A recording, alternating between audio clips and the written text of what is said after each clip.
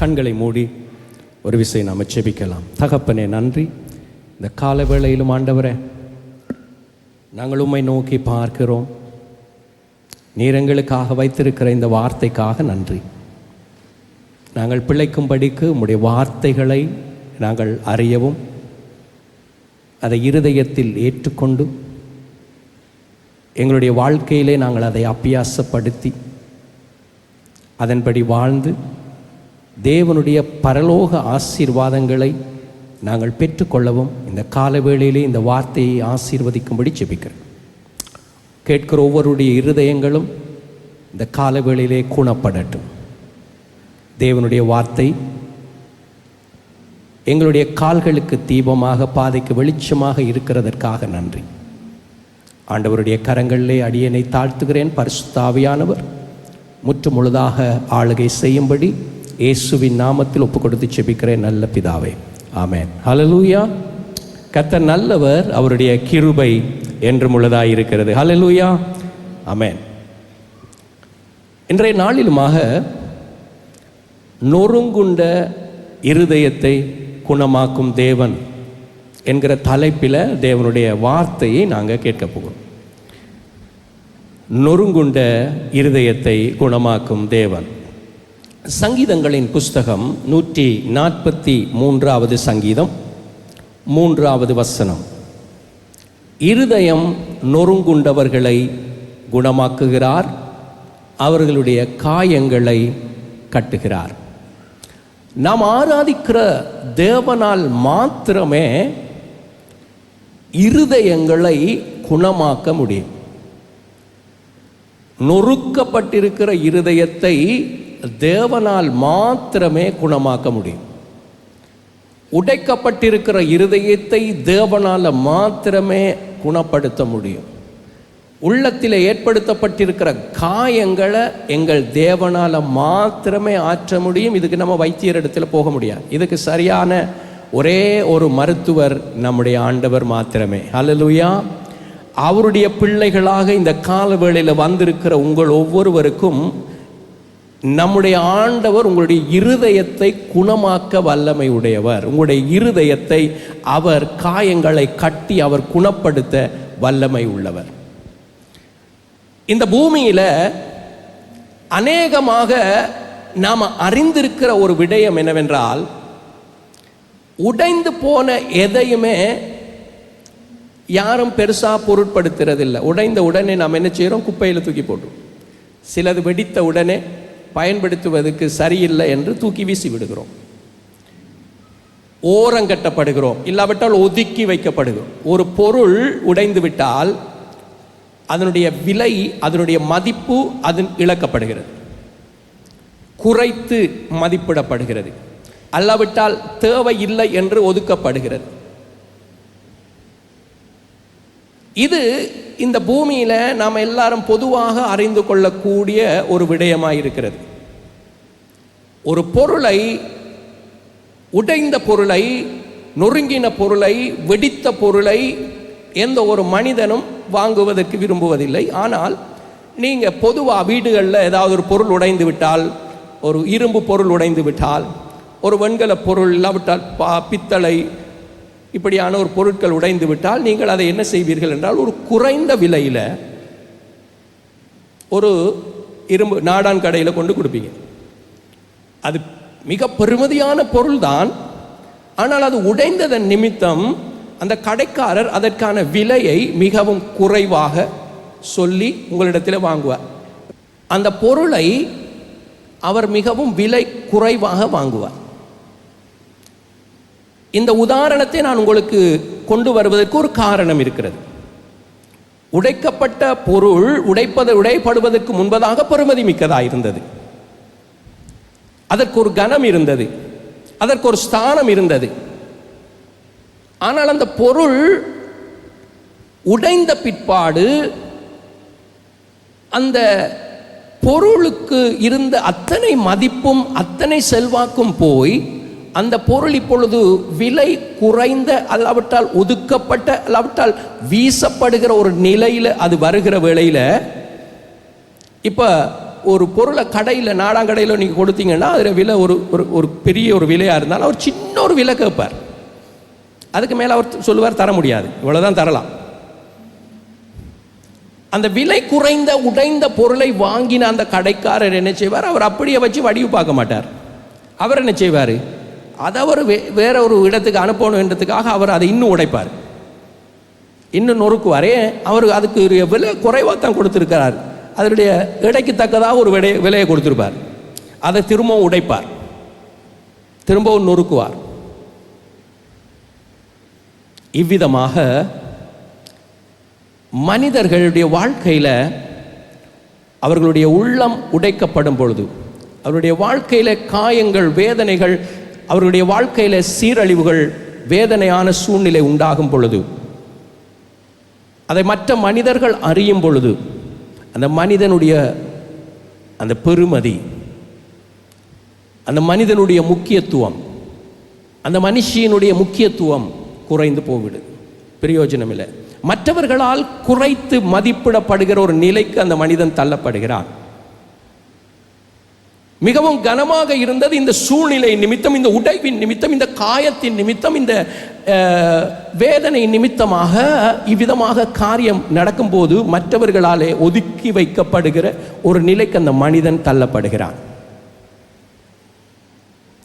எவ்விதமாக இந்த உடைந்து போன பொருளை சரியான தருணம் பார்த்து அந்த நாடான் கடைக்காரர் குறைந்த விலைக்கு கொள்வனவு செய்து இன்னும் உடைக்கிறாரோ, அதே வண்ணமாக இவ்விதமான பாதிப்புக்குள்ளே உள்ளாயிருக்கிற ஒரு மனிதனை, அல்லாவிட்டால் மனுஷியை, ஒரு பிள்ளையை, ஒரு குழந்தையை, ஒரு வாலிபனை, ஒரு வாலிப பிள்ளையை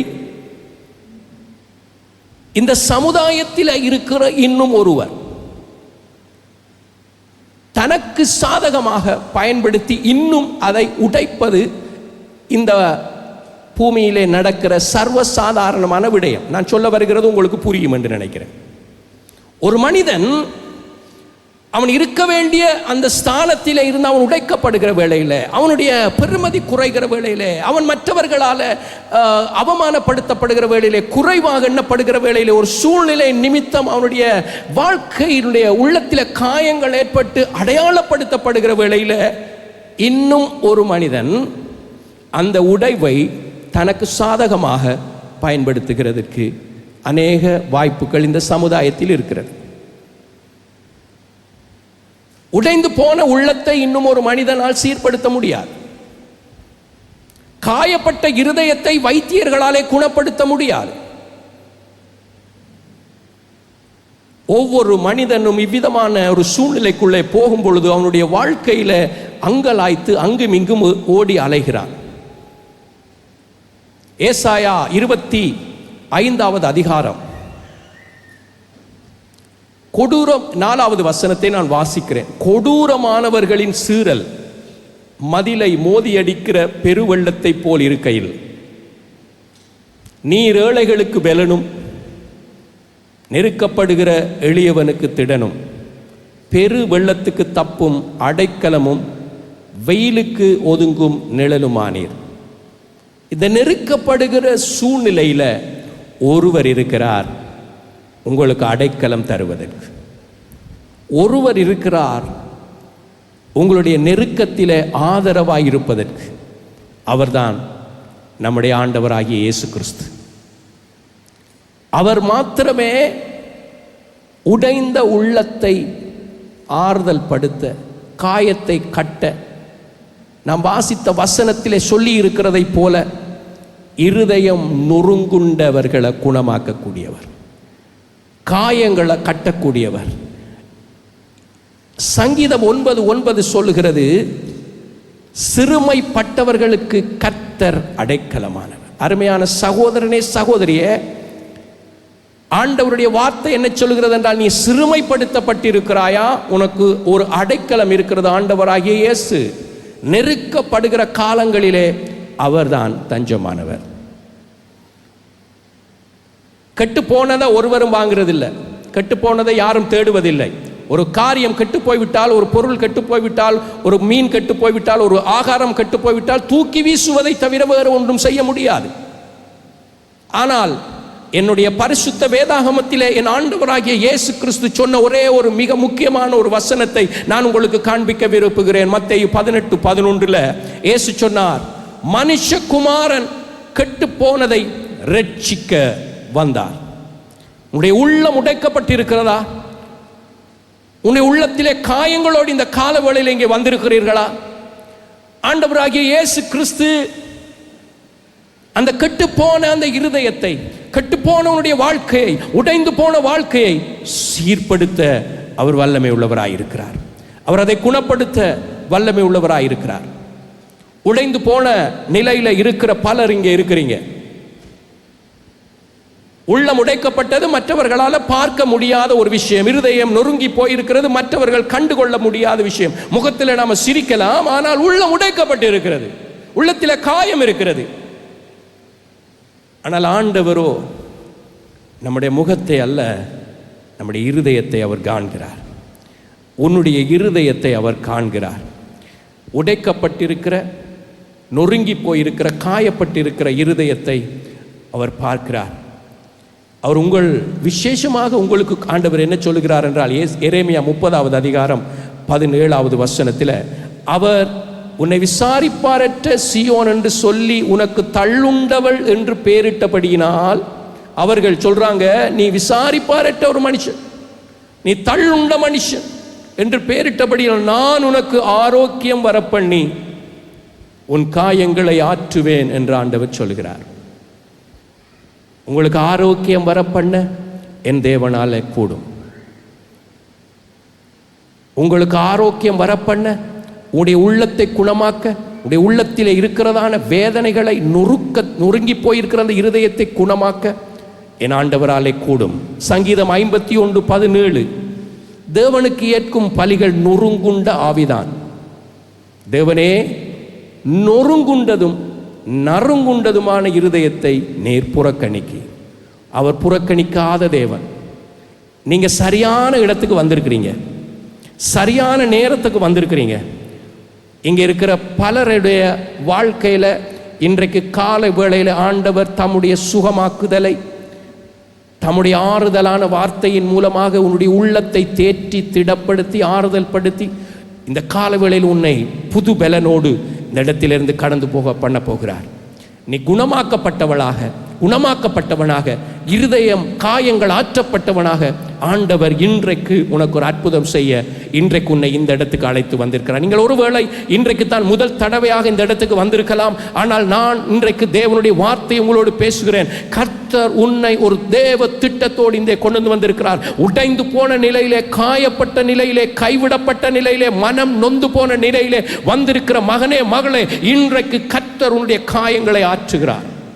இன்றைக்கு உன்னுடைய உள்ளத்தை அவர் தேற்றுகிறவராயிருக்கிறார். அதற்காகத்தான் அவர் இங்கே உலாவிக் கொண்டிருக்கிறார். என்னடா, நாம் ஆராதிக்கிற தேவன் நம்மை குணமாக்க வல்லமை உள்ளவர், நமக்கு ஆத்துமாவுக்கு இளைப்பாறுதலை கொடுக்கக்கூடிய தேவன், நம்முடைய இருதயத்தின் காயங்களை ஆற்றுகிற தேவன்.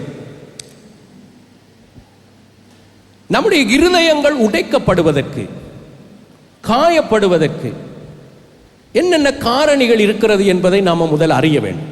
எதனால் ஒரு மனிதனுடைய வாழ்க்கை உடைக்கப்பட்டு போகிறது?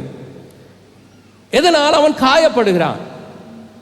எதனால் அவனுடைய பிரயோஜனமற்றவனாக தள்ளப்படுகிறான், ஒதுக்கப்படுகிறான் என்று நீங்கள் பார்க்கும் பொழுது பல காரணிகள் இருக்கிறது. ஒவ்வொருவருக்கும் ஒவ்வொரு காரணங்களாக இருக்கலாம். ஒவ்வொரு வித்தியாசமான சூழ்நிலைகள் அவருடைய வாழ்க்கையில உண்டாகலாம். ஒருவேளை நீங்க நல்லா நேசிச்சவங்க திடீரென்று இறந்திருப்பாங்க, உள்ளம் உடைந்து போகும். நீங்க அவங்கள தான் நம்பிட்டு இருந்திருப்பீங்க. ஆனால் அவங்க டக்குன்னு எதேர்ச்சியாக அவர்கள் மரணத்தை சந்தித்திருக்க கூடும். ஒருவேளை நீங்க நம்பினவர்களால் நீங்கள் கைவிடப்பட்ட ஒரு நிலையில இருக்கலாம். ஒருவேளை வறுமை, பொருளாதாரத்தின் நெருக்கடிகள் உங்களுடைய வாழ்க்கையிலே, உள்ளத்திலே சொல்லொன்னா வேதனைகளை, துக்கங்களை, உள்ளத்திலே உடைவுகளை, மன கிலேசங்களை உங்களுக்கு உண்டு பண்ணி இருக்கலாம்.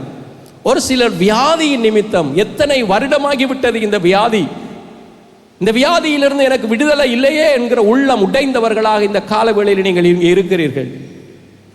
ஒருவேளை சிலவேளை உங்களுடைய வாழ்க்கையில் இருக்கிற பலவீனங்கள், சரீரத்தில் இருக்கிற குறைபாடுகள், இதையெல்லாம் என்னால் செய்ய முடியவில்லையே, ஏன் எனக்கு இப்படியான ஒரு சூழ்நிலை, ஏன் இப்படியான எனக்கு ஒரு வாழ்க்கை, ஏன் எனக்கு இப்படியான ஒரு நிந்தை என்ற நிலையில நீங்கள் இந்த இடத்தில் இருக்கலாம்.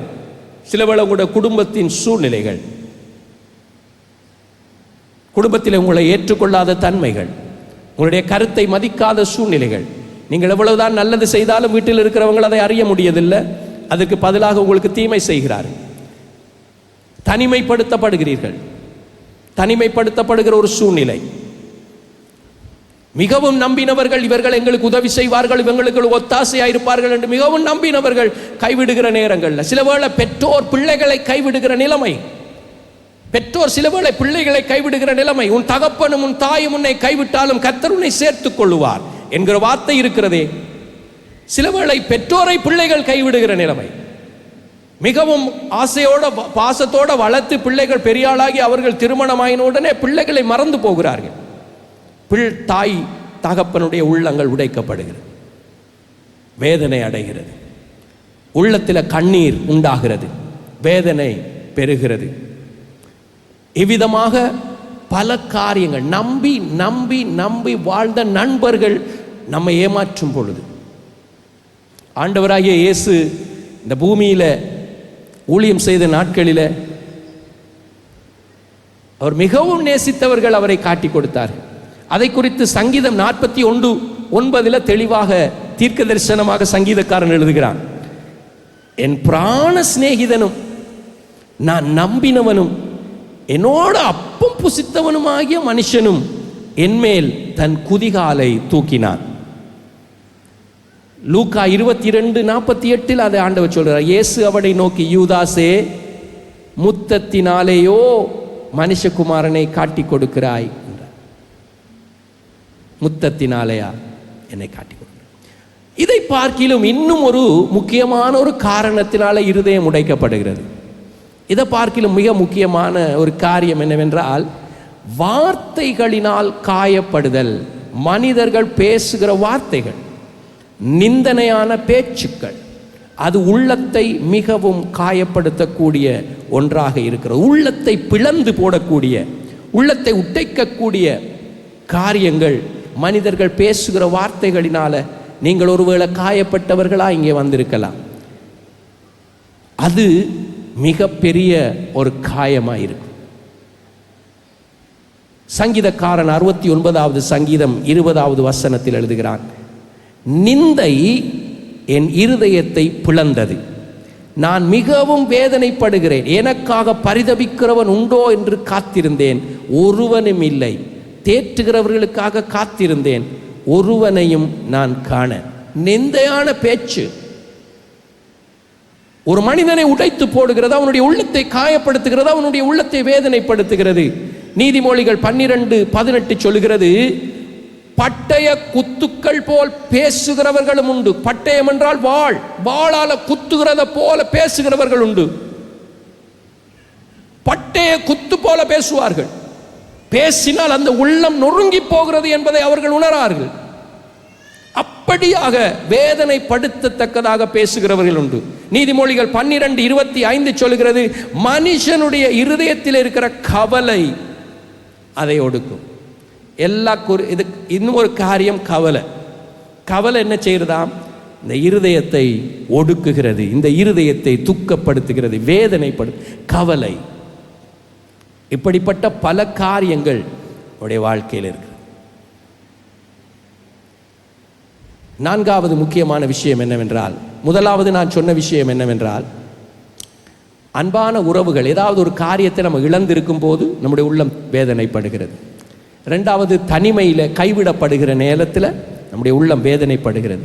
மூன்றாவது, மனிதர்கள் பேசுகிற நிந்தையான பேச்சுக்கள் மூலமாக நம்முடைய உள்ளங்கள் உடைக்கப்படுகிறது. நான்காவது, நம்முடைய வாழ்க்கையில நாம் எடுக்கிற தவறான தேவ சித்தம் இல்லாமல் தன்னிச்சையாக எடுக்கிற தீர்மானங்கள் கூட எங்களுடைய உள்ளத்தில் காயங்களையும் வேதனைகளையும் உண்டு பண்ணுகிறது.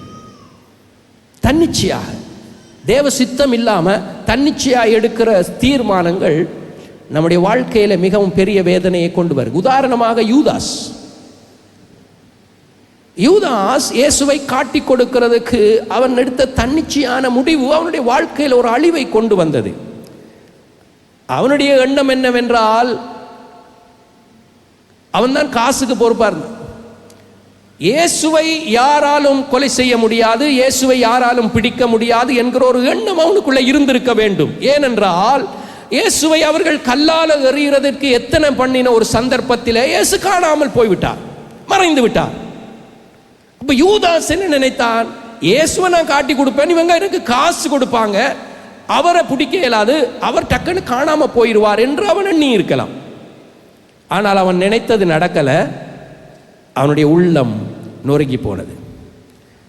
அவன் கடைசியில் நான்று கொண்டு செத்தான். அவன் குணப்பட்டு இருக்கலாம், அவன் மனம் திரும்பி இருக்கலாம், அவனுக்கு ஆண்டவர் இரக்கம் பாராட்டி இருப்பார். ஆனால் அவன் எடுத்த தவறான தீர்மானம் அவனுடைய வாழ்க்கையில வேதனையான ஒரு முடிவை உண்டு பண்ணியது.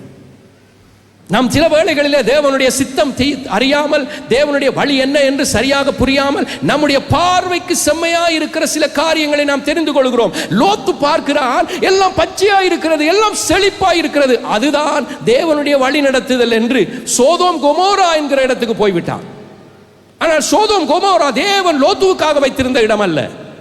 அவன் தன்னிச்சையாக அவனை தீர்மானித்துக் கொண்டிருந்த ஒரு இடம்.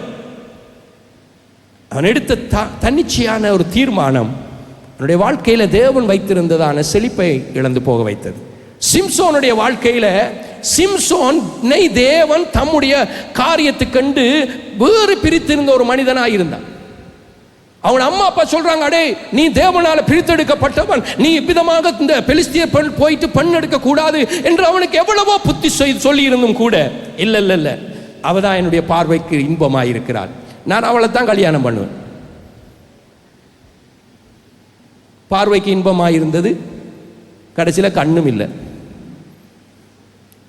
நாம் தன்னிச்சையா எடுக்கிற தீர்மானங்கள் நம்முடைய உள்ளத்தை உடைக்கத்தக்கதாக அது நமக்கு எதிராக மாறும். பல காரியங்கள் இருக்கிறது. நகோமியை எடுத்து பாருங்க.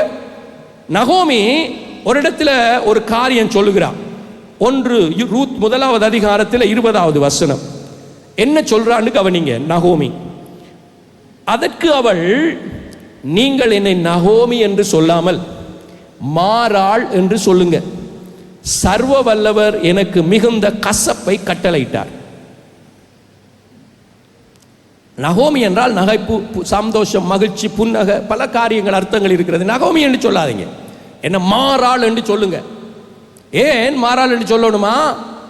கர்த்தர் எனக்கு கசப்பை கட்டளையிட்டார், கர்த்தர் எனக்கு கசப்பை கொடுத்துட்டார். இந்த அறிக்கையில் ஒரு கொஞ்சம் உண்மை கிடையாது. ஆண்டவர் நகோமிய இந்த மோவாப் தேசத்துக்கு போறதுக்கு சொல்லல. நகோமியனுடைய தீர்மானம். நகோமி எலிமெலேக்கோட கூட அங்கே மோவாப்புக்கு போறதுக்கு அவர்களாக தீர்மானம் எடுத்தார்கள். அவர்களாக அந்த வேதனையை, அந்த கஷ்டத்தை, அந்த உடைவை, அந்த இழப்பை அவர்கள் தான் தேடிக்கொண்டார்கள். ஆனா கடைசியில் யார் மேல நகோமி பழிய போடுறா? கர்த்தர் மேல. அநேக காரியங்கள் வேதாகமத்திலே இருக்கிற காரியங்கள் அது அவர்களுடைய தனிப்பட்ட அறிக்கை, அது தேவனுடைய வார்த்தை அல்ல. அவங்க அறிக்கை செய்தது அது அவர்களுடைய சொந்த அறிக்கை. தேவன் அவளுக்கு கசப்ப கட்டளையிடல. அவள் திரும்பி வந்த பிறகு அவளுடைய உள்ளத்தை குணமாக்கி ஆண்டவர் அவளை வாழ வைத்தார். எனவே நாம் எடுக்கிற பல வேளைகளில் நாம் எடுக்கிற தீர்மானங்களை நீங்க மிகவும் கவனமாக நீங்க எடுக்கணும். தேவனுடைய சித்தத்தின்படி மிக முக்கியமான தருணங்களிலே காத்திருந்து நீங்கள் தீர்மானங்களை பெற்றுக்கொள்ள வேண்டும். நாம் எடுக்கிற ஒவ்வொரு தவறான தீர்மானங்கள், விசேஷமாக வாழ்க்கை சம்பந்தமான, வேலை சம்பந்தமான, எதிர்காலம் சம்பந்தமான, நம்முடைய துறை, கல்வித்துறை சம்பந்தமான, ஊழியம் சம்பந்தமான, இப்படியாக மிக முக்கியமான காரியங்களுக்காக நீங்கள் காத்திருந்து தேவ வழி நடத்துதலோடு தீர்மானம் எடுக்க வேண்டும். அப்படி எடுக்காத பலர் உள்ளம் உடைந்து வேதனை அடைந்தவர்களாக கண்ணீரோடு கவலையோடு, ஆண்டவரே ஏன் இந்த வேதனை எனக்கு? ஆண்டவருக்கு தெரியாது. ஏனென்றால் இது நீங்களும் நானும் எடுத்துக்கொண்ட தீர்மானம். ஆண்டவர் அதற்கு குற்றவாளி அல்ல. மன அழுத்தம். இந்த விதமாக ஒரு மனிதனுடைய வாழ்க்கையில் இந்த 4 முறைகளில் மனிதனுடைய உள்ளம் உடைக்கப்படுகிறது. இந்த மனிதனுடைய உள்ளம் ஒடுக்கப்படுகிறது. அவனுடைய வாழ்க்கையை கேள்விக்குறியாக்கி எதிர்காலத்தை முடக்கி என்ன செய்வது என்று தெரியாதபடி பலவிதமான உடைவுகளோடு மனிதன் தேடி அங்கலாய்க்கிறான். எங்கே போவது ஆறுதலுக்கு? யார் என்னுடைய இருதயத்தை குணப்படுத்த முடியும்? யார் என்னை ஆறுதல் படுத்த முடியும்? அவன் எங்கு அலைந்து திரிந்தாலும் எந்த ஒரு இடத்திலும் மனிதனுடைய இருதயம் குணமாவதில்லை. சிலர் சாராய கடையில் இருக்காங்க, சிலர் கள்ளு கடையில் இருக்காங்க, சிலர் சினிமா தியேட்டரில் இருக்காங்க. உள்ளம் ஒருபோதும் அந்த இடங்களிலே குணப்படுவது கிடையாது. ஒரு சிலர் மன அழுத்தம் உடையவர்களாக, துக்கம் நிறைந்தவர்களாக, தேவனுடைய ஆலயத்துக்கு கூட வர விருப்பமற்றவர்களாக வீடுகளிலே முடங்கி விடுகிறார்கள். எனக்கு எதிர்காலம் இல்லை, என்னுடைய வாழ்க்கை விதமாக உடைக்கப்பட்டிருக்கிறது, என்னுடைய வாழ்க்கை விதமாக கசந்து போகிறது. ஒரு சிலர் தங்களுடைய வாழ்க்கையில் இதுக்கு மேலே என்ன வாழ பிடிக்கல, அவர்கள் தற்கொலையில் அவர்கள் தங்களுடைய வாழ்க்கையை விட்டு விடுகிறார்கள். பலரை நாம் கடந்த காலங்களில் அறிந்தோம். அநேகர் தற்கொலை செய்து கொண்டார்கள். எனவே நீதிமொழிகள் 12:25 நான் திரும்பவும் வாசிக்கிறேன், கவனிங்க. இப்படிப்பட்ட ஒரு நிலையில் இருக்கிற இந்த மனிதனுடைய வாழ்க்கையில் கவலைகள், வேதனைகள், உடைவுகள், இருதயத்தில் இருக்கிற பாரங்கள், துக்கங்களோடு இருக்கிற மனிதனுடைய வாழ்க்கையில் நீதிமொழிகள் 12:25 சொல்கிறது, மனுஷனுடைய இருதயத்தில் உள்ள கவலை அதை ஒடுக்கும், நல்ல வார்த்தையோ அதை மகிழ்ச்சியாக்கும். இன்றைக்கு மனிதர் உங்களுடைய உள்ளங்களிலே இருக்கிற காயங்களை ஆற்றுகிற, மகிழ்ச்சியாக்குகிற, புதுப்பிக்கிற, சீரமைக்கிற வார்த்தைகளை கர்த்தர் உங்களோடு பேச விரும்புகிறார். வேதனையும் துக்கமும் உங்களுடைய இருதயத்தில் இருக்கிறதா? ஆண்டவர் உங்களை குணமாக்க வல்லமை உள்ளவர் என்று நம்புங்க. அவருடைய நல்ல வார்த்தை அவர் உங்களுக்கு அனுப்பி அவர் உங்களை குணமாக்குகிற தேவனாயிருக்கிறார். சங்கீதம் 34:18 நாம் ஆரம்பத்தில் வாசித்த வசனத்தை நான் உங்களுக்கு திரும்பவும் நினைப்பூட்டுகிறேன். நொறுங்குண்ட இருதயம் உள்ளவருக்கு கர்த்தர் சமீபமாயிருக்கிறார். சங்கீதம் 34:18 சொல்லுகிறது, நொறுங்குண்ட இருதயம் உள்ளவர்களுக்கு கர்த்தர் சமீபமாய். அருமையான சகோதரனே, சகோதரியே, உள்ளம் உடைந்து வந்திருக்கிற உன்னுடைய அருகில இயேசு இருக்கிறார். கர்த்தர் உனக்கு சமீபமாய் இருக்கிறார். நீ கவலைப்படாதே. இன்றைக்கு ஆண்டவர் உன்னுடைய உள்ளத்தை ஆற்றுவார், உன்னுடைய காயங்களை மாற்றுவார். உடைந்து போன உன்னுடைய உள்ளத்தை, உன்னுடைய வாழ்க்கை அவர் சீரமைக்க அவர் வல்லமை உள்ளவர். அவரிடத்தில் வருகிறவர்கள் அவர் ஒரு நாளும் புறம்பே தள்ளாத தேவனாயிருக்கிறார். நம்முடைய உடைவுகள், நம்முடைய வாழ்க்கையில் நமக்கு உண்டாயிருக்கிற புறக்கணிப்புகள், அவமானங்கள், நிந்தனைகள் ஒரு வகையில் நல்லதாகவும் இருக்கிறது. ஏனென்றால் இந்த உடைவுகள் தேவன் அண்டையிலே நம்மை கொண்டு வந்து சேர்க்க பார்க்கிறது. அநேகருடைய சாட்சி, இவ்விதமான சூழ்நிலையில் இருந்தேன், என்னை இயேசு சந்தித்தார். இன்றைக்கு உங்களிலே அநேகருடைய வாழ்க்கையில ஒரு விசேஷித்த நாளாக இந்த நாள் மாறும். ஏனென்றால் இயேசு இன்றைக்கு உன்னுடைய உடைந்து போன நிலையிலே உன்னை சந்திக்க உனக்கு அருகிலேயே அவர் இருக்கிறார். உன்னுடைய வாழ்க்கையை இன்றைக்கு கர்த்தர் தலைகீழாக மாற்றி, உன்னுடைய வாழ்க்கை இதுவரையிலும் இருந்ததான சாபங்கள், வேதனைகள், கண்ணீர்கள், துன்பங்கள் எல்லாம் இன்றைக்கு முடிய ஆண்டவர் ஒரு புதிய ஒரு அத்தியாயத்தை இன்றிலிருந்து ஆரம்பிக்க உன்னுடைய உடைந்த சூழ்நிலையில, உன்னுடைய வேதனை நிறைந்த, துக்கம் நிறைந்த சூழ்நிலையில உனக்கு அருகாமையில் இருக்கிறார். நீங்க சரியாக அவருடைய வார்த்தையை கேட்டு அவருக்குள்ள உங்களுடைய வாழ்க்கையை அர்ப்பணிப்பீர்களானால் இன்று முதல் கர்த்தர் உங்களை ஆசீர்வதிக்கிறதை நீங்கள் பார்க்க முடியும். நம்முடைய திருச்சபைகளில் அநேகமாக நாம் பார்க்கிறோம், வியாதிஸ்தர்களுக்காக நம்ம ஜெபிக்கிறதை பார்க்கிறோம். கர்த்தர் எங்களுடைய அக்கிரமங்களை எல்லாம் சுமந்து எங்களுடைய நோய்களை எல்லாம் அவர் குணமாக்கினார் என்று எழுதப்பட்டிருக்கிறது. சங்கீதம் 103 அக்கிரமங்களை எல்லாம் சுமந்தார், நோய்களை எல்லாம் குணமாக்கினார். ஏசாயா 53:3 இவ்விதமாக எழுதப்பட்டிருக்கிறது, அவர் அசட்டை பண்ணப்பட்டவர் இருந்தார். நாங்க எப்படியாக அசட்டை பண்ணப்பட்டிருக்கிறோம் என்பது அவருக்கு தெரியும். ஏனென்றால் அவர் ஏற்கனவே அசட்டை பண்ணப்பட்டிருக்கிற சூழ்நிலை என்ன என்பதை அவர் அறிந்திருக்கிறார். மனுஷரால் புறக்கணிக்கப்பட்டிருந்தார். அப்போ நீங்க புறக்கணிக்கப்பட்டிருக்கிற நிலையை அவரால் நன்கு புரிந்து கொள்ளக்கூடியவராக அவர் இருக்கிறார். துக்கம் நிறைந்தவராக இருக்கிறார். உன்னுடைய வாழ்க்கையில துக்கம் இருக்கிறதா? துக்கத்தின் வேதனை எவ்வளவு வேதனை நிறைந்தது என்பதை அவர் அறிந்திருக்கிறார். அது மாத்திரமல்ல, பாடு அனுபவித்தவருமாயிருக்கிறார். அவரை விட்டு நம்முடைய முகங்களை மறைத்துக் கொண்டோம். அவர் அசட்டை பண்ணப்பட்டிருந்தார், அவரை எண்ணாமற் போனோம். 4வது வசனம், மெய்யாகவே அவர் நம்முடைய பாடுகளை ஏற்றுக்கொண்டு நம்முடைய துக்கங்களை சுமந்தார். நோய்களை மாத்திரமல்ல, உங்களுடைய வேதனைகளை, உங்களுடைய துக்கங்களை, உங்களுடைய புறக்கணிப்புகளை, உங்களுடைய நிந்தைகளை, உங்களுடைய அவமானங்களை எல்லாம் அவர் சிலுவையிலே அவர் சுமந்து விட்டார். இன்றைக்கு அந்த தேவன் நமக்கு சுகம் கொடுக்க விரும்புகிறார். 1 பேதுரு 2:24 சொல்லுகிறபடி, அவர் நம்முடைய பாவங்களுக்கு செத்து நீதிக்கு பிழைத்திருக்கும்படிக்கு அவர் தாமே தமது சரீரத்திலே நம்முடைய பாவங்களை சிலுவையிலே சுமந்தார், அவருடைய தழும்புகளால் நாம் சுகமானோம். சரீரத்திலே இருக்கிற நோய்களை, வியாதிகளை ஆண்டவராகிய இயேசுவின் தழும்புகள் குணமாக்குறது உண்மை. அவர் இன்றைக்கும் சுகம் கொடுக்கிறவராயிருக்கிறார், இன்றைக்கும் காயங்களை ஆற்றுகிறவராயிருக்கிறார். அதே வேளையில் அவர் நம்முடைய உள்ளத்தில் இருக்கிற காயத்தையும் அவரால் மாத்திரமே ஆற்றக்கூடியதாக இருக்கிறோம். அவருடைய தழும்புகளால் உங்களுடைய உள்ளங்களையும் அவர் குணமாக்கி விட்டார் என்பதை நீங்கள் விசுவாசிக்கணும். சங்கீதம் 107:20 சொல்கிறது, அவர் தம்முடைய வசனத்தை அனுப்புகிறார், அவர்களை குணமாக்குறார். இன்றைக்கு இந்த கால வேளையில் பேசப்படுகிற வார்த்தை உங்களுடைய உள்ளத்தை குணமாக்குவதற்காக அவர் அனுப்பி கொண்டிருக்கிறார்.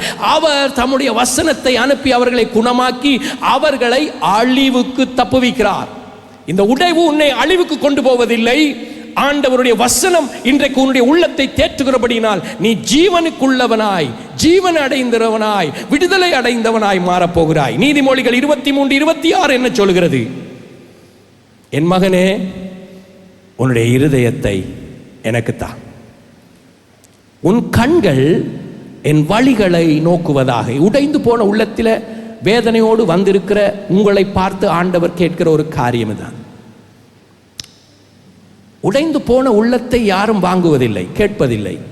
பயன்படுத்தத்தான் விரும்புவார்கள், உங்களை இன்னும் உடைக்கத்தான் விரும்புவார்கள். ஆனால் அந்த உடைந்து போன இருதயத்தை, கெட்டு போனதை ரட்சிக்க வந்த இயேசு சொல்லுகிறார், அந்த இருதயத்தை நீ எனக்கு கொடு. இன்றைக்கு பல பல காரியங்களுக்கு உங்களுடைய இருதயத்தை நீங்கள் கொடுத்து நீங்கள் காயப்பட்டு இருக்கிறீங்க. உலகத்தில் இருக்கிற அன்பை நீங்கள் நம்பி உடைந்து போயிருக்கிறீர்கள். உலகத்திலே இருக்கிறவைகளிலே அன்பு கூர்ந்தவர்களால் அன்பு கூர்ந்து உடைந்து போய் வந்திருக்கிறீர்கள். உலகத்திலே இருக்கிறவர்களை நம்பினதனால் நீங்கள் கைவிடப்பட்ட நிலையிலே வந்திருக்கிறீர்கள். ஆண்டவராகிய இயேசு உனக்காக யாவையும் செய்து முடித்த கர்த்தர் இந்த கால வேளையிலே உன்னிடத்திலே கேட்கிறேன், மகனே, உன்னுடைய இருதயத்தை தா. நீ செய்ய வேண்டியதெல்லாம் என்ன? உன்னுடைய கண்கள் என்னுடைய வழிகளை நோக்குவதாக. உனக்காக நான் ஏற்படுத்தி வைத்திருக்கிற திட்டங்களை, யோசனைகளை உன்னுடைய கண்கள் நோக்குவதாக. நீதிமொழிகளிலே இன்னும் ஒரு புத்திமதியை 23ஆம் அதிகாரம் 12வது வசனத்திலே சாலமோன் எழுதுகிறார், உன் இருதயத்தை புத்திமதிக்கும் உன் செவிகளை அறிவின் வார்த்தைகளுக்கும் சாய்ப்பாயா. இந்த கால வேளையில் நீங்கள் கவனமாக கர்த்தருடைய வார்த்தைக்கு உங்களுடைய செவிகளை நீங்கள் சாய்ப்பீர்களானால், கர்த்தருக்கு உங்களுடைய இருதயத்தை ஒப்பு கொடுத்து அவருடைய வழிகளை நோக்குவீர்களானால், உங்களுடைய தோல்வியான நிலை என்றோடு முடிகிறது. ஒரு வெற்றி பயணத்தை இன்றைக்கு உங்களால் ஆரம்பிக்க முடியும். கைவிடப்பட்ட நிலை உங்களுக்கு மாறி போகிறது. தேவனால் ஏற்றுக்கொள்ளப்பட்ட நிலையில் உங்களுடைய வாழ்க்கை செழிக்க போகிறது. கர்த்தர் பல அற்புதங்களை, அதிசயங்களை செய்து ஆசீர்வதித்த பல மனிதர்கள் வேதாகமத்திலே சொல்லப்பட்டிருக்கிறார்கள். பலரை நாம் பார்க்கிறோம். அவர்களுடைய பலவீனங்களிலே, அவர்களுடைய குறைவுகளிலே, அவர்களுடைய துக்கங்களிலே, அவர்களுடைய இயலாமையிலே அவர்களை எவ்விதமாக தேவன் சந்தித்து எவ்விதமாக அவர்களை மற்றவர்களுக்கு ஆசீர்வாதமாக மாற்றினார் என்ற பலருடைய பட்டியலை நாங்கள் சொல்ல முடியும், வாசிக்க முடியும். அப்படிப்பட்ட ஒரு மனிதனாக, மனுஷியாக உன்னை மாற்றுவதற்கு அவருக்கு முடியும். உன்னுடைய உடைவு இன்னும் ஒருவரை ஆசீர்வதிக்க போகிறது. உன்னுடைய துக்கம் இன்றைக்கு குணமாக்கப்பட்டு இன்னும் துக்கத்தில் இருக்கிறவனை தேவனுடைய சன்னிதானத்தில் கொண்டு வருவதற்கு கர்த்தர் உன்னை பயன்படுத்துவதற்கு ஒரு சாட்சியாக, அத்தாட்சியாக உன்னை மாற்றுவதற்கு தேவனால் முடியும். மோசே சொன்னா, நான் திக்குவாய், எனக்கு முடியாது, இந்த வேலை எனக்கு பெரிய வேலை. ஆனால் மோசேயை கர்த்தர் திடப்படுத்தினார். மோசேயிடத்தில் பலவீனம் இருந்தது உண்மைதான், குறைபாடுகள் இருந்தது, தயக்கம் இருந்தது உண்மைதான், பயம் இருந்தது உண்மைதான். ஆனால் மோசே எகிப்தில் அடிமைப்பட்டு கிடந்த இஸ்ரவேல் ஜனங்களை எல்லாம் வழி நடத்துகிறதுக்கு தேவன் வல்லமையாய் பயன்படுத்தின ஒரு பாத்திரமாக அந்த மனிதனை, நொறுங்கின மனிதனை, உடைந்த மனிதனை, பயந்து போய் ஒளிந்து கொண்டிருந்த மனிதனை ஆண்டவர் மாற்றினார். அப்படிப்பட்ட ஒரு வாலிபன் தான் கிதியோன். மீதியானியருக்கு பயந்து அவன் களத்திலே அவன் அங்கே போரடித்துக் கொண்டிருந்த, பயந்து ஒளிந்து கொண்டிருந்த அந்த கிதியோன், பயம்தான் கோழியாயிருந்த கிதியோனை கர்த்தர் பராக்கிரமசாலியாக மாற்றி எல்லா மீதியானியருடைய கைகளுக்கும் இஸ்ரவேல் ஜனங்களை விடுதலையாக்குவதற்கு தேவனால் பயன்படுத்தப்பட்டார். இன்றைக்கு உங்களுடைய உடைவில் நீங்கள் உருவாக்கப்பட போகிறீர்கள். நீங்கள் அநேகருக்கு நன்மையானவர்களாக, உங்களுடைய குடும்பத்துக்கு ஆசீர்வாதம் உள்ளவர்களாக, உங்களுடைய சமுதாயத்துக்கு ஆசீர்வாதம் உள்ளவர்களாக நீங்கள் இருக்க வேண்டுமானால் கர்த்தருடைய வார்த்தைக்கு நீங்கள் திரும்பி உண்மையாகவே கீழ்ப்படிந்து உங்களுடைய இருதயத்தை முழு மனதோடு அவருக்கு சாய பண்ணி அவருடைய வார்த்தைகளின்படி நீங்கள் நடப்பதற்கு உங்களை அர்ப்பணிப்பீர்களானால் இப்படிப்பட்ட தேவதாசர்களை போல உங்களையும் பயன்படுத்தலாம். நாம முகம் கொடுக்கிற விதமாகத்தான் இந்த மனிதர்களும் முகம் கொடுத்தார்கள் பிரச்சனைகளை. அவர்களை தேவன் எவ்விதமாக ஆசீர்வதித்தாரோ அவ்விதமாக இன்றைக்கும் அவர் ஆசீர்வதிக்க வல்லமை உள்ளவராக இருக்கிறார். எலியா மனமுடைந்தவனாக சூறை செடிக்கு கீழே போயிட்டு சாகணும், இனி வேணாம், எனக்கு ஒண்ணு வேணாம், ஊழியம் வேணாம், ஒண்ணு வேணாம், நான் செத்து போயிடணும்.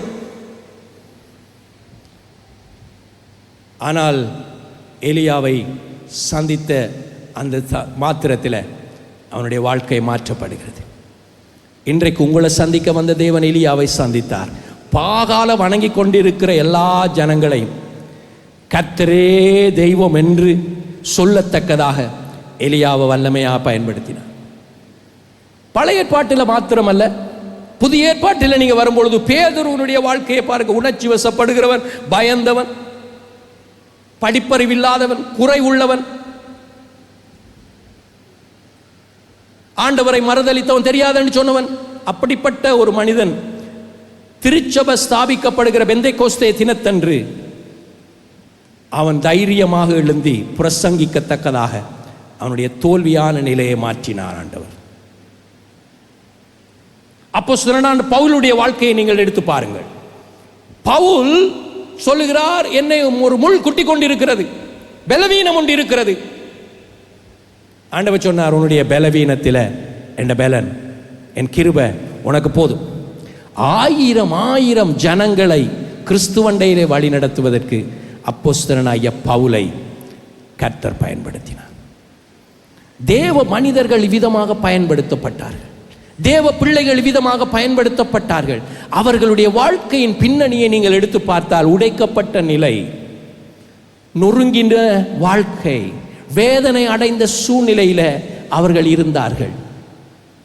அப்படிப்பட்ட ஜனங்கள் சரியான வேளையிலே கர்த்தருடைய சத்தத்துக்கு செவி கொடுத்ததனால் அவர்களுடைய தோல்வி, அவர்களுடைய உடைவு, அவர்களுடைய காயங்கள் ஆற்றப்பட்டு அவர்கள் ஆசீர்வாதமான தலைவர்களாக, ஆசீர்வாதமான தேவ மனிதர்களாக எழுந்து நிற்பதற்கு காரணமாயிருந்தது.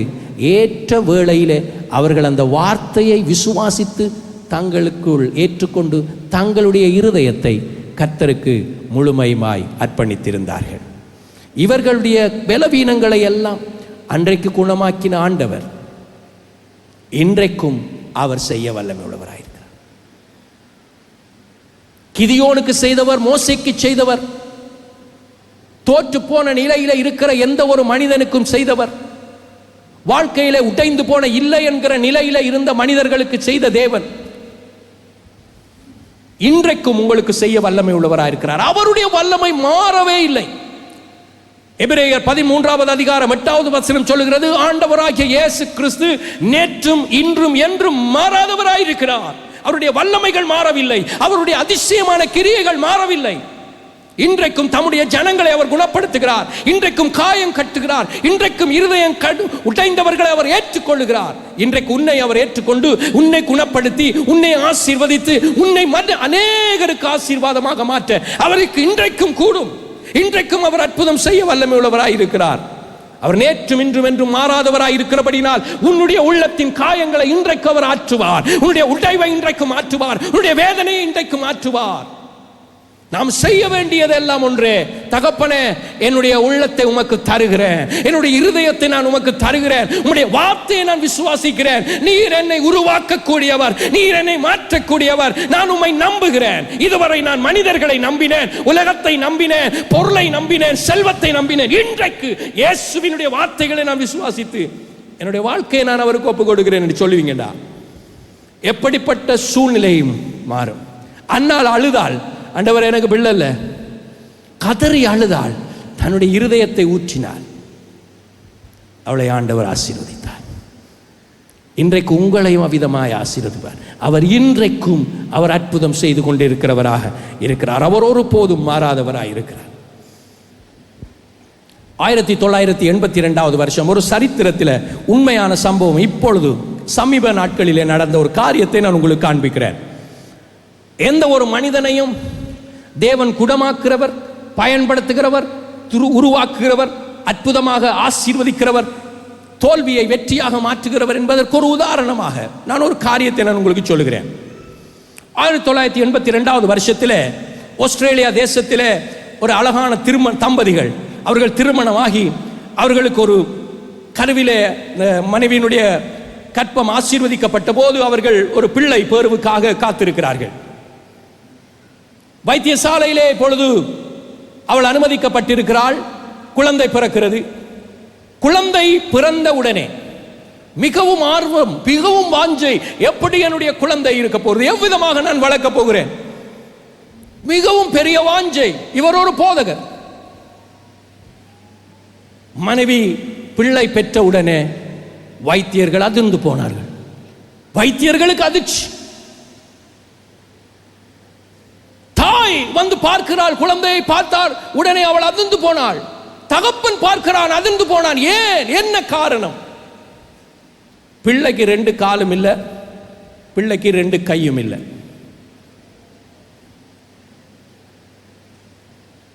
தலை இருக்கிறது, உடம்பு இருக்கிறது, அவ்வளவுதான். கால் 2 இல்ல, 2 கையும் இல்ல. ஆசையாக ஒரு விருப்பத்தோடு திருமணமாகி முதலாவது குழந்தை இவ்விதமாக பிறந்து விட்டதே. தாய் சொன்னால், இந்த பிள்ளை என்னால் தூக்க முடியாது, என்னால் பார்க்க முடியாது. அவள் அதை விரும்பவில்லை. நிக் கைவிடப்படுகிறான் பிறந்த உடனே. அவனுடைய பேர் நிக்.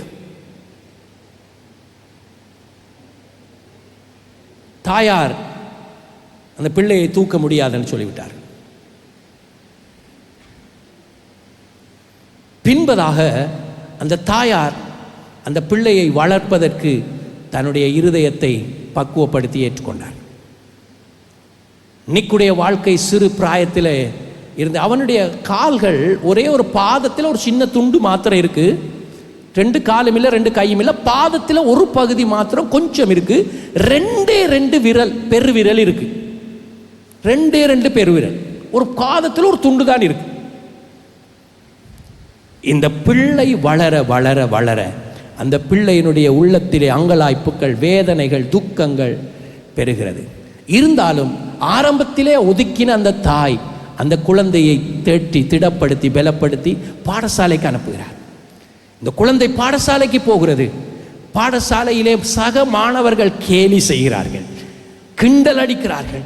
என்னடா உனக்கு கையும் இல்லை காலும் இல்லை, என்னடா அது வாழ்க்கை, நீ ஒரு மனுஷனாடா. எவ்வளவோ நிந்தையான வேதனைகள், நிந்தையான பேச்சுக்கள். அவருடைய உள்ளம் உடைந்தது. அவன் வீட்டுக்கு வந்தான். அவனுக்கு 10 வயது இருக்கும் போது அவன் நினைத்தான், நான் வாழ்வதனால எந்த பிரயோஜனமும் இல்லை, எல்லாரும் என்னுடைய வாழ்க்கையில ஏளனமாய் பார்க்கிறார்கள், எல்லாரும் என்னை ஒதுக்குகிறார்கள், எல்லாரும் என்னுடைய வாழ்க்கை இதயத்தை உடைக்கிறார்கள். அவன் தீர்மானம் பண்ணினான், தண்ணீரை நான் குளியல் தொட்டியில ஃபுல்லா நிரப்பிட்டு நான் அதுக்குள்ள மூழ்கி என் உயிரை நான் மாய்த்து கொள்ள வேண்டும், இனி வாழ்வதற்கு எனக்கு விருப்பம் இல்லை.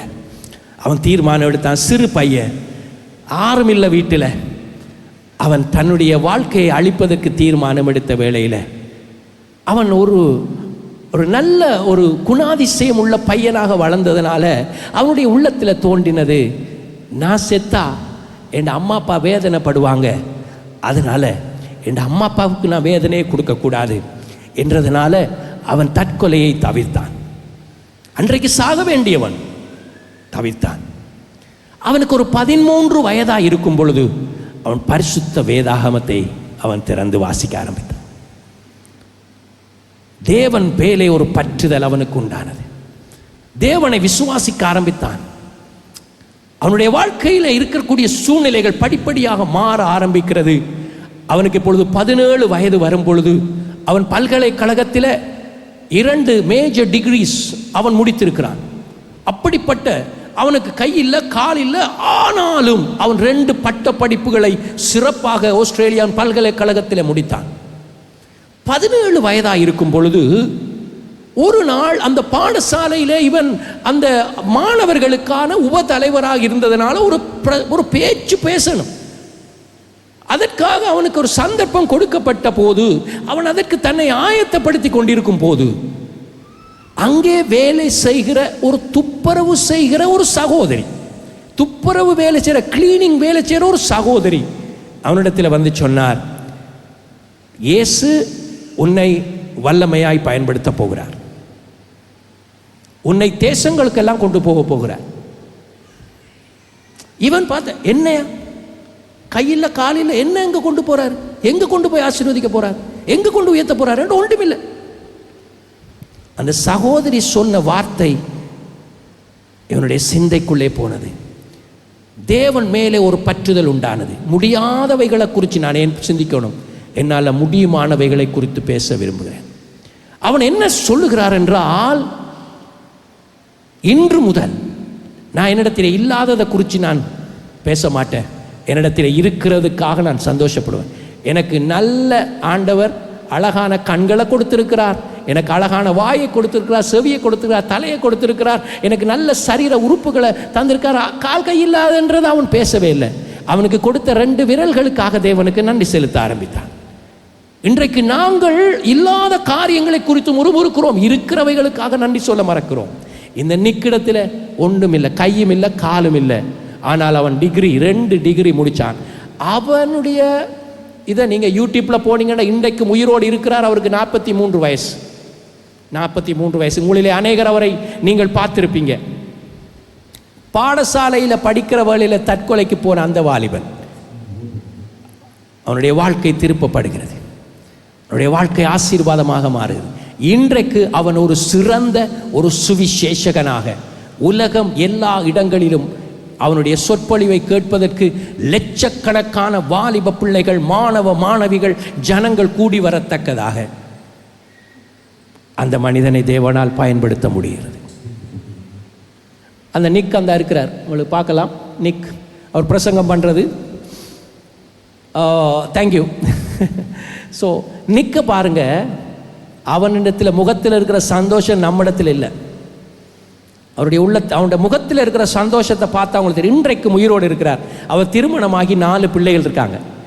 2 ஆண் பிள்ளைகள், 2 பெண் பிள்ளைகள், 3வது கடைசி 2 பிள்ளைகள் ரெட்ட பிள்ளைகள். ஒரு அங்க பிரச்சனையும் இல்லை அந்த பிள்ளைகளுக்கு. நாம் கர்த்தரால் தேற்றப்படும்படிக்கு இவ்விதமான சாட்சிகள் இன்றைக்கும் உயிரோடு கர்த்தர் வைத்திருக்கிறார். நாம எவ்வளவு காரியத்தை குறித்து கூற சொல்லணும், அது இல்லை, இது இல்லை, இது இல்லை, இங்கே ஒன்றுமே இல்லை. ஆனால் அவன் ஆயிரக்கணக்கு லட்சக்கணக்கான மக்களுக்கு ஆசீர்வாதமாக இருக்கார். அவர் எழுதுகிற புத்தகங்கள் பல மொழிகளிலே மொழிபெயர்க்கப்படுகிறது, பல மொழிகளிலே. எதனால புத்தகம் எழுதுறாரு? 2 விரலால. கம்ப்யூட்டர் அவரை போல நீங்க கம்ப்யூட்டர்ல டைப் பண்ண முடியாது. அவர் சொல்லுகிறார், இருக்கிறதுக்காக ஆண்டவருக்கு நன்றி சொல்லுங்க. என் தேவன் இன்றைக்கும் ஜீவனுள்ளவராய் இருக்கிறார். அவர் இன்றைக்கும் ஜனங்களை குணப்படுத்துகிறார். இது ஒரு அற்புதமான சாட்சியாய் கர்த்தர் இந்த மனிதனை கொண்டு வந்து நிறுத்தியிருக்கிறார். இவர் ஆண்டவராகிய இயேசு கிறிஸ்துவை குறித்து உலகம் முழுவதிலும் எல்லா இடங்களிலும் இன்றைக்கும் சாட்சி சொல்லுகிறவராய் இருக்கிறார். அவருடைய வாழ்க்கையில் மிகவும் மகிழ்ச்சியாய் இருப்பதற்கு காரணம் அவருடைய உள்ளம் குணமாக்கப்பட்டது, அவருடைய இருதயம் குணமாக்கப்பட்டது, அவருடைய சிந்தை குணமாக்கப்பட்டது. இன்றைக்கு உங்களையும் என்னையும் அவ்விதமாக ஆண்டவர் குணமாக்கி அநேகருக்கு ஆசீர்வாதமாக வைக்க மாட்டாரோ? அவர் நேற்றும் இன்றும் என்றும் மாறாதவர். இன்றைக்கும் உன்னுடைய வாழ்க்கையில் அற்புதம் செய்யக்கூடியவராயிருக்கிறார்.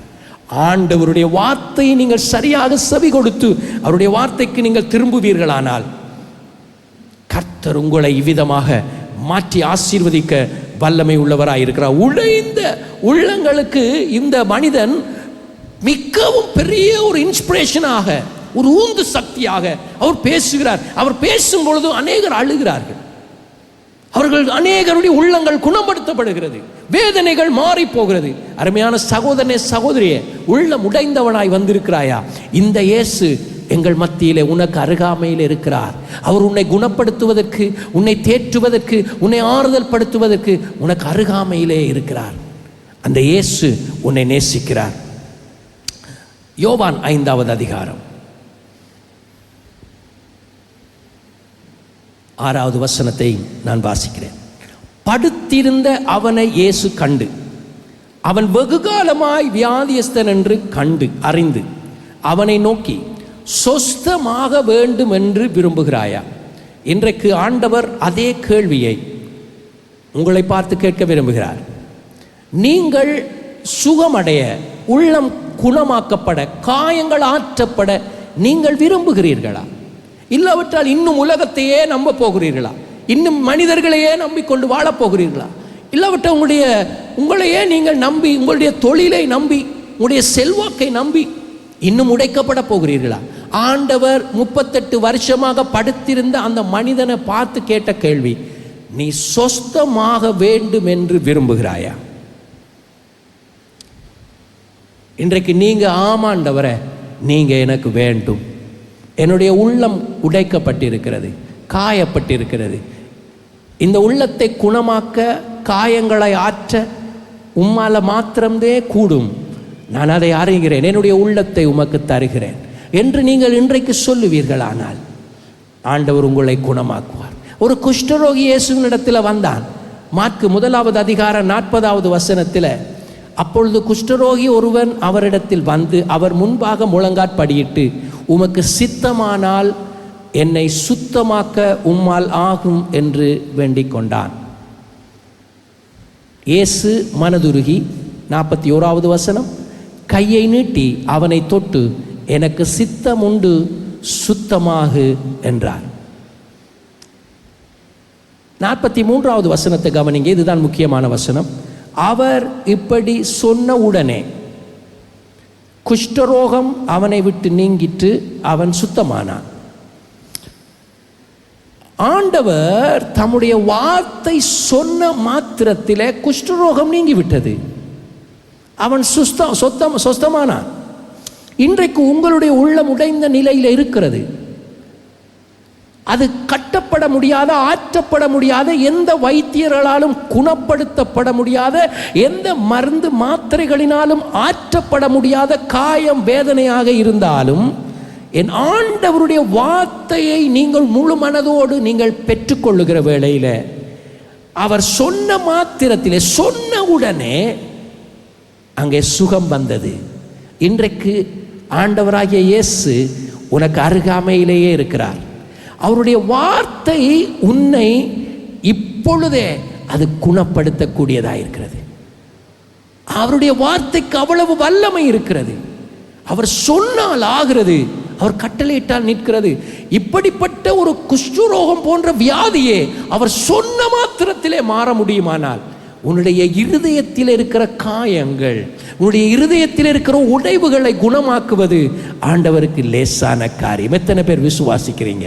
அது அவருக்கு லேசான ஒரு காரியமாக காணப்படுகிறது. ஏசாயா 57:15, ஏசாயா 57:15, நித்திய வாசியும் பரிசுத்தர் என்கிற நாமமும் உள்ளவருமாகிய மகத்துவமும் உன்னதமுமானவர் சொல்லுகிறார், உன்னதத்திலும் பரிசுத்த ஸ்தலத்திலும் வாசம் பண்ணுகிற நான் பணிந்தவர்களின் ஆவியை உயிர்ப்பிக்கிறதற்கும், நொறுங்கினவர்களின் இருதயத்தை உயிர்ப்பிக்கிறதற்கும், நொறுங்குண்டு பணிந்த ஆவியுள்ளவர்களிடத்திலும் நான் வாசம் பண்ணுவேன்.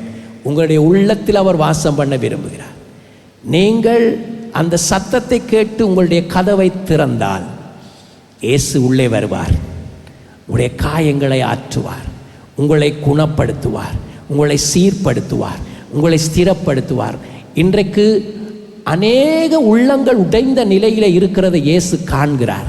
அருமையான மகனே, மகளே, நீ சரியான நேரத்தில் சரியான இடத்தில் நீ வந்திருக்கிறாய். இயேசு உனக்கு அருகாமையில் இருக்கிறார்.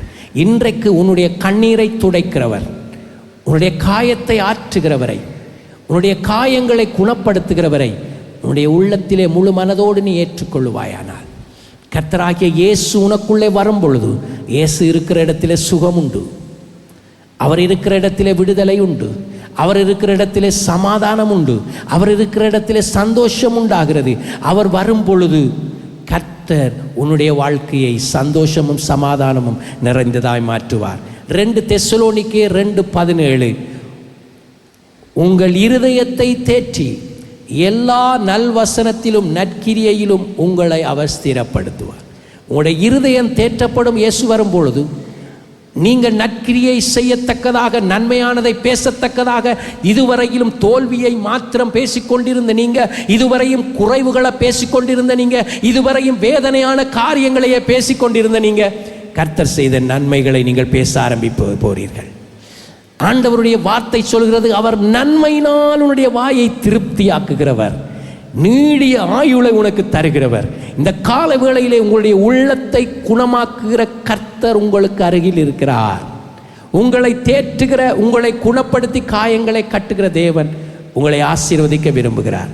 எல்லாரும் எழுந்து நிற்போம் கர்த்தருடைய பிரசன்னத்தில். ஓ கோரபா சாந்தரடரியன பகுஷ். எஸ், ஆமென். ஓ ரிபேஷ கராலமான் தெரியலபா. அப்படியே கொஞ்ச நேரம் எழும்பி நின்று, ஆண்டவராகிய இயேசு நம்முடைய உள்ளங்களை குணப்படுத்துகிறவர். அருமையான சகோதரனே, சகோதரியே, இந்த கால வேளையில் உன்னுடைய உள்ளங்களை தேற்றுகிற ஆவியானவர் உனக்கு அருகில் இருக்கிறார். வாலிப மகனே, மகளே, இந்த உலகம் மாயையாயிருக்கிறது. இந்த உலகம் உன்னுடைய உள்ளத்தை உடைக்கும், உன்னுடைய இருதயத்தை காயப்படுத்தும். ஆனால் இயேசுவோ உன்னை குணப்பாக்குகிற தெய்வம். இயேசுவோ உன்னை தேற்றி ஆறுதல் படுத்துகிற தெய்வம். ஓ, கண்ணீரெல்லாம் துடைப்பார். ஓ ரபா சந்தரலபா, ஓ ரபா ஷிக்கிரியாந்தர. கொஞ்ச நேரம் கரங்களை உயர்த்தி பரிசுத்த தேவனுடைய கரங்களில் உங்களுடைய வாழ்க்கையை ஒப்பு கொடுத்து நீங்கள் வாயை திறந்து சொல்லுங்கள், ஆண்டவரே, நீங்கள் எல்லாம் செய்த எல்லா நன்மைகளுக்காக நன்றி, தேவ கிருபைகளுக்காக நன்றி. ஆண்டவரே ரபா ஷிக்கிரியாந்தரலபா. இன்றைக்கு அநேகருக்காக நாங்கள் ஜெபிக்க போகிறோம். நீங்கள் கரங்களை உயர்த்தி கொஞ்ச நேரம் ஆண்டவருக்கு நன்றி செலுத்துங்க. எத்தனை நல்லவர் நம்முடைய தெய்வம், எத்தனை இரக்கமுள்ளவர் நம்முடைய தெய்வம். ஓ ரபாஷன் தேரியலபஷே. ஓ கண்ணீரெல்லாம் துடைப்பார்.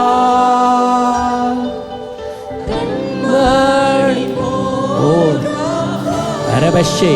கரங்களை உயர்த்தி கர்த்தரை நோக்கி பாருங்க. எஸ்,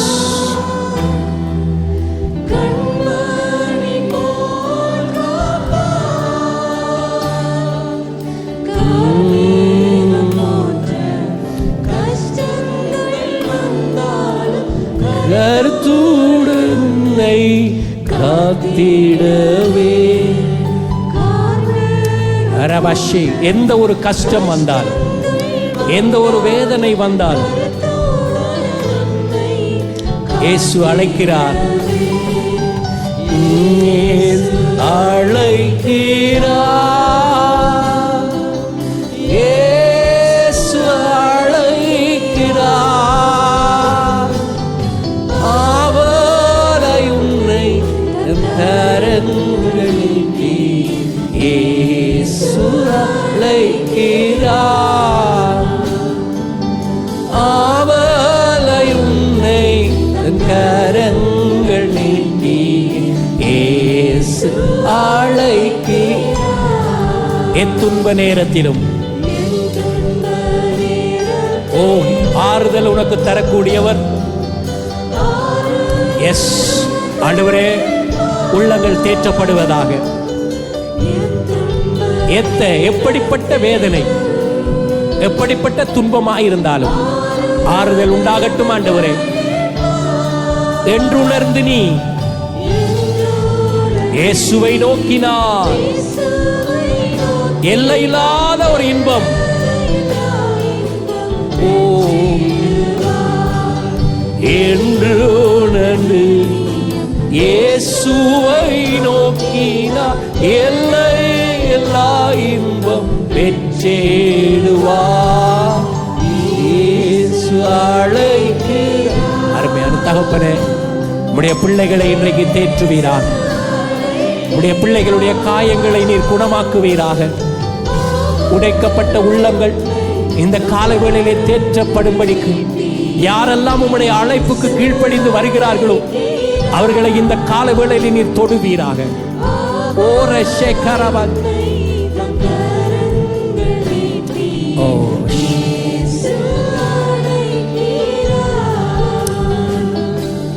ஆண்டவருடைய அழைப்பு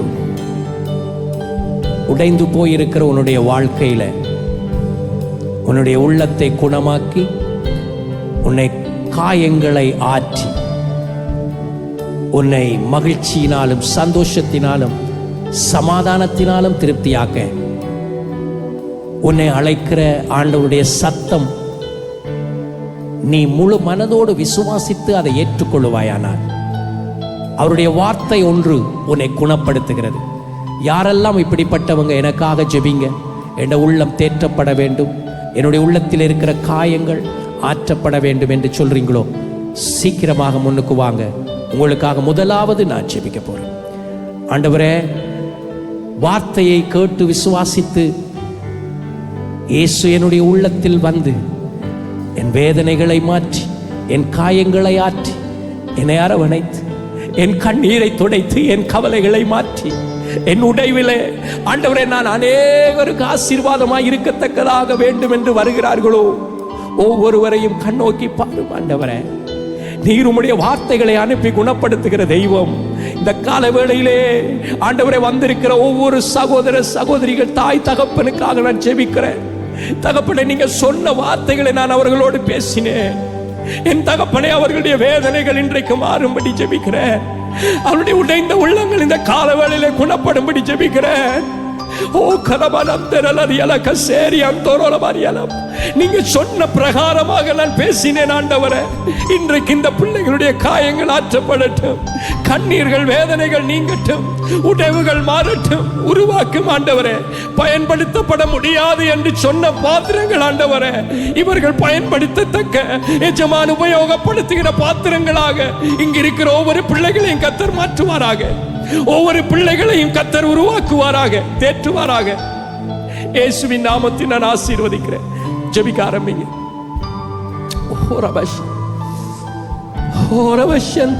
இவர்கள் போக நான் தேவனால பயன்படுத்தப்பட வேண்டும். என் தேவன் தம்முடைய அநாதி சித்தத்தின்படி என்னுடைய வாழ்க்கையில அவருடைய அநாதி திட்டத்தை நிறைவேற்றத்தக்கதாக என்னுடைய உள்ளத்தை ஸ்திரப்படுத்தி ஸ்திரப்படுத்தி பலப்படுத்த வேண்டும் என்று யாரெல்லாம் விரும்புறீங்களோ நீங்களும் வாங்க. உங்களுக்காக நாங்கள் ஜெபிக்க விரும்புகிறோம். இவர்கள் போக யாருக்கெல்லாம் ஜெபம் தேவையோ நீங்க முன்னுக்கு வாங்க. நாங்கள் உங்களுக்காகவும் ஜெபிக்க காத்திருக்கிறோம். கர்த்தர் உங்களோடு இருக்கிறார். உள்ளத்தில் நீங்க பேசினா, ஆண்டவர் பேசினா தயங்க வேண்டாம். ஆண்டவர் தொடுகிற ஒரு சந்தர்ப்பம் உண்டு. ஆண்டவர் உன்னோடு பேசுகிற நேரத்திலே நீ ஆண்டவருடைய சத்தத்துக்கு செவி கொடுத்து கீழ்ப்படிந்தவனாக கீழ்ப்படிந்தவளாக ஆண்டவருடைய பாதத்திலே நீ வருவாயானால் ஆண்டவர் உன்னுடைய வாழ்க்கையில செய்ய நினைத்ததை இதுவரையில் நீ கண்டிராத, காணாத, இனிவரையும் கேட்டிராத அதிசயங்களை உன்னை காண பண்ணுவார். தேவனால் அது கூடும், மனிதரால் கூடாது. உன்னுடைய உள்ளத்தை அவரால் மாத்திரமே ஆறுதல் படுத்த தேற்ற முடியும். உன்னை அவர் புறக்கணிப்பதில்லை, அவர் உன்னை நேசிக்கிறார். மனிதர்கள் பேசின வார்த்தை நிமித்தம் உடைக்கப்பட்டிருக்கிறாயா? இயேசு உன்னை அழைக்கிறார், உன்னை குணப்படுத்துகிறார், அவர் உன்னை ஆசீர்வதிக்க விரும்புகிறார். ஓ எத்துன்ப நேரத்திலும் ஆறுதல் உனக்களிப்பார். எப்படியான துன்பமாயிருந்தாலும்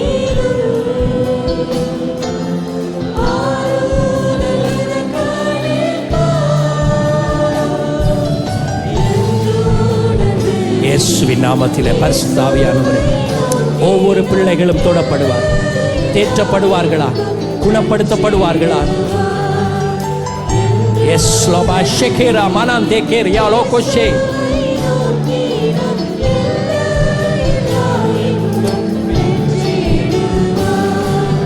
இயேசு அழைக்கிறார், இயேசு அழைக்கிறார். ஆவலாய் உன்னை தம் கரங்கள் நீட்டி இயேசு அழைக்கிறார். ஆவலாய்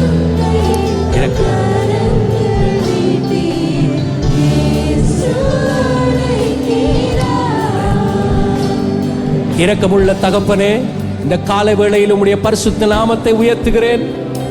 தேவனுடைய கரங்களிலே வந்த ஒவ்வொரு பிள்ளைகள், ஒப்பு கொடுத்த ஒவ்வொரு பிள்ளைகளுக்காக விசேஷமாக நான் ஜெபிக்கிறேன். இன்றைக்கு அவருடைய வாழ்க்கை மாற்றப்படுவதாக. இன்று முதல் அவர்களுடைய வாழ்க்கையில சந்தோஷமும் சமாதானமும் நன்மையும் கிருபையும் பின்தொடரட்டும் ஆண்டவரே.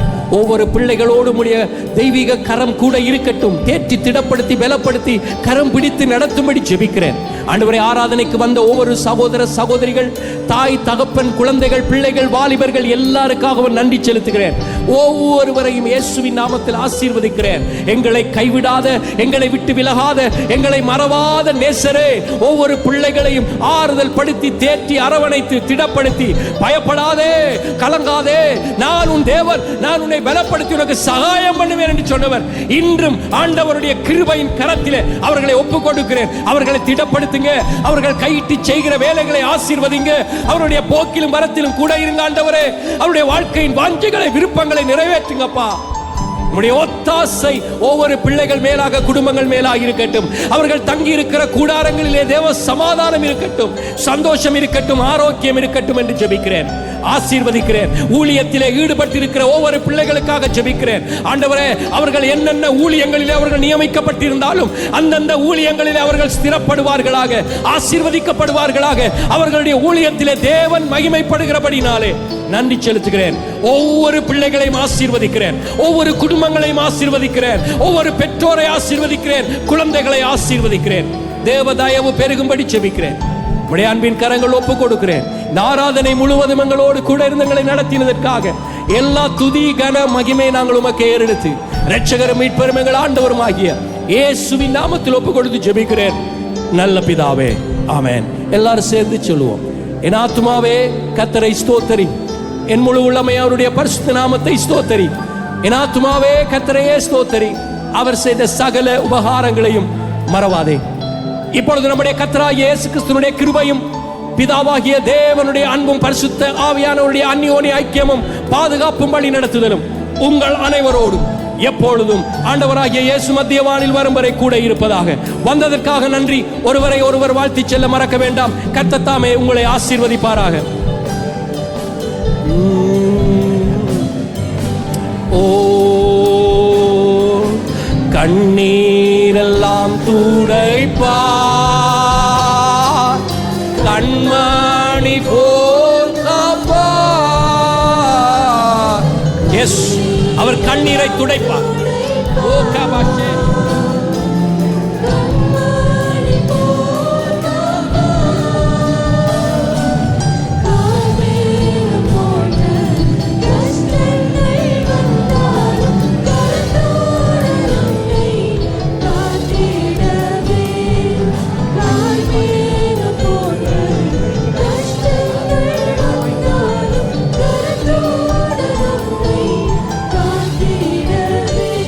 பிரியமானவர்களே, எமது ஆராதனையுடன் இணைந்திருந்தமைக்கு எங்கள் மனமார்ந்த நன்றிகளை தாழ்மையுடன் கூறிக்கொள்கிறோம். இந்த ஆராதனை உங்கள் ஆத்துமாவுக்கு மிகுந்த ஆசீர்வாதமாக இருந்திருக்கும் என விசுவாசிக்கிறோம். தொடர்ந்தும் எம்முடன் இணைந்திருங்கள். கர்த்தர் தாமே உங்களை ஆசீர்வதிப்பாராக.